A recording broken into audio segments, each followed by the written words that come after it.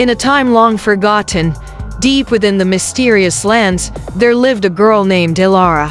Her beauty was believed to match that of the moon, with her skin shining like silver beneath starlight. Elara's movements were like whispers in the wind, so delicate that it seemed she never truly touched the earth. The village of Kildare had never seen anyone quite like her, and they believed she was not of this world.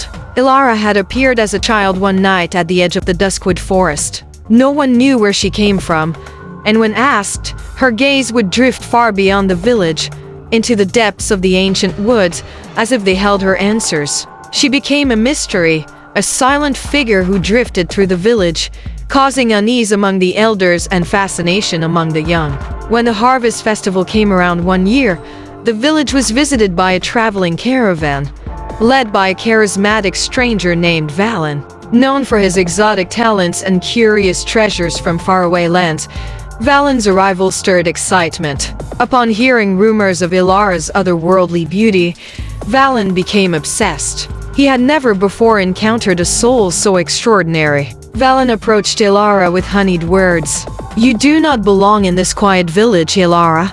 You are a rare gem, destined for the world to see. Come with me, and I will make you a goddess. You will be revered, not hidden away." But Elara, her eyes clouded with a strange sadness, refused. "I cannot leave," she whispered. "I must stay." Valen, unwilling to accept defeat, followed her into the woods one night. Under the moon's faint light, Elara stood at the edge of a mist-shrouded lake. Valen called out to her, "What are you afraid of? You're wasting your gift. What could possibly keep you here?" Elara's voice was soft, but it carried a weight that made the forest seem to hold its breath. "I am not free, Valen. I do not stay here by choice. I am the only thing keeping them from crossing," Valen scoffed. "Who are they?" "These are just stories, Elara, meant to scare children. Come with me." With a solemn look, Elara finally turned to him. "You don't understand. The grace you see in me, it's a curse. It was given to bind what lies in these woods. If I leave, the shadows will rise." Despite her warning, Valen convinced Elara to perform for the village at the festival, promising it would be her last.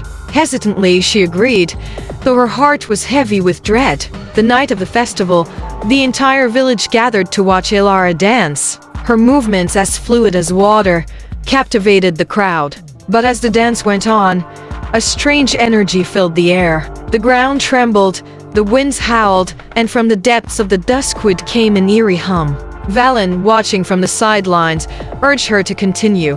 But Elara's face twisted in fear. Her body was no longer her own. She was being controlled by a force older and darker than anyone could comprehend. The air became thick with the scent of decay, and suddenly, from the shadows of the forest, figures began to emerge. They were the spirits of the lost, ancient beings bound by Elara's presence, kept at bay for centuries. Now free, they moved like dark smoke, with eyes that glowed red. Their whispers filled the air, and before the villagers could react, the spirits descended upon them. Screams echoed through the night as people vanished into the darkness, consumed by the spirits. Valen tried to flee, but the spirits overtook him.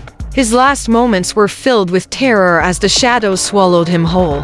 Elara, overwhelmed, could only watch as her village crumbled around her. She had warned them. As the spirits closed in on Elara, the sky split open with a blinding light. The god of thunder, Magnus, descended with fury, his lightning bolts shattering the spirits and driving them back into the woods. But it was too late. The village lay in ruins, and Elara, the key to holding the spirits back, collapsed. The spirits were gone, but their curse remained. The forest became a place of death and sorrow, and no one dared enter again.